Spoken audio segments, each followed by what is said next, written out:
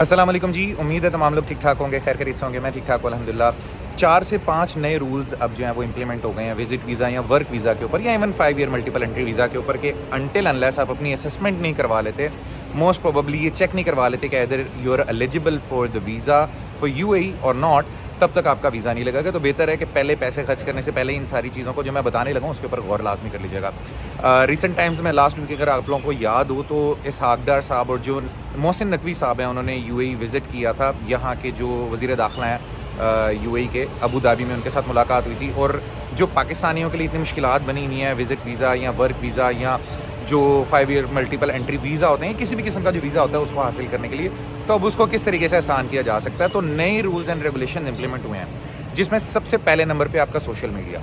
यार पहले भी ये रूल आया था, लेकिन अब ज़्यादा सख्ती के साथ इसको चेक किया जाएगा। ये एग्जैक्टली वही स्ट्रेटजी है, वही क्राइटेरिया है जो यूएसए के अंदर इंप्लीमेंट होता है अभी भी इस वक्त। अगर आप यूएसए जाएँ ना, तो उसके वीज़ा अप्लाई करने से पहले आपका पूरा सोशल मीडिया की अच्छी तरीके से छानबीन की जाती है कि अदर आप किसी भी किस्म के किसी शरपसंद अनासर से आपका वास्ता तो नहीं है, या कोई फ़िरका वारियत या कोई ऐसी चीज़ जहाँ पे आप अपने मुल्क को या किसी दूसरे मुल्क को डीफेम कर रहे हैं, तो मोस्ट प्रोबेबली जो है ना वो आपका वीज़ा रिजेक्ट होने के चांसेस बहुत ज़्यादा बढ़ जाते हैं। ये तो बड़ी सिंपल सी बात है, सेम यूएई ने अब यही करना है। आपका सोशल मीडिया ठीक ठाक तरीके से चेक होगा जब भी आप अप्लाई करेंगे। तो सेकंड नंबर पे आ जाती है बात जीसीसी यूनिफाइड टूरिस्ट वीज़ा। देखें अब रिसेंट टाइम्स में क्या हो रहा है कि GCC unified tourist visa introduce करवा दी है, जिसमें 6 गल्फ़ कंट्रीज़ को एक साथ जोड़ दिया गया है। जो एक वीज़ा बाय करेंगे आप, वही बाकी की 5 कंट्रीज़ के अंदर जो है ना वो इम्प्लीमेंट होगा। इधर वो कुवैत है, सऊदी अरेबिया है, यूएई है, अजमान है, कतर है, कहीं के लिए भी आप वीज़ा अप्लाई करेंगे तो आपका वो दूसरी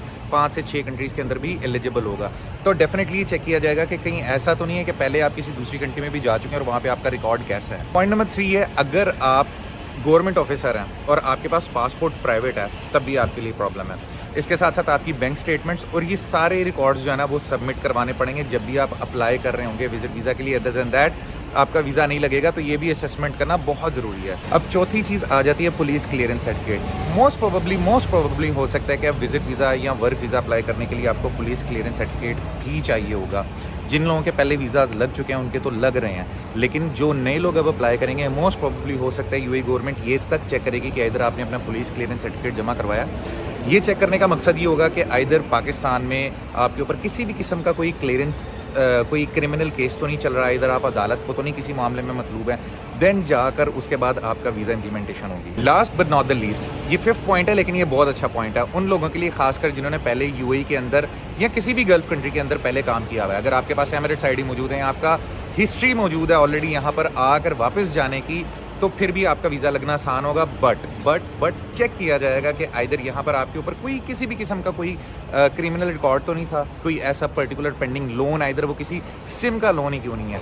अगर तो वो मौजूद है फिर वीज़ा लगना मुश्किल होगा, लेकिन अगर आपका रिकॉर्ड क्लियर है तो फिर ऐसे लोगों का वीज़ा तो लाजमी लगेगा जो ऑलरेडी यहाँ पर काम करके जा चुके हैं। अब जब भी आप लोगों ने वीज़ा अप्लाई करना है, तो ये जो 4 से 5 पॉइंट्स मैंने बताए हैं, किसी अच्छे एजेंट के साथ अपनी डॉक्यूमेंटेशन शेयर करके अपने आप को असिस्ट करवा लें कि आइदर कोई भी किस्म का पॉइंट ऐसा हो जो कहीं पे लूप होल रह रहा हो, कोई भी ऐसी चीज़ हो जो मिस कर रहे हो, उसको क्लियर कर लीजिएगा। उम्मीद है आपको सारे पॉइंट समझ में आ गए होंगे। बाकी डिटेल्स फर्दर वीडियोज़ में शेयर करूँगा। अपना ख्याल रखिएगा। वीडियो को लाइक शेयर सब्सक्राइब लाजमी कीजिएगा। अल्लाह हाफिज़।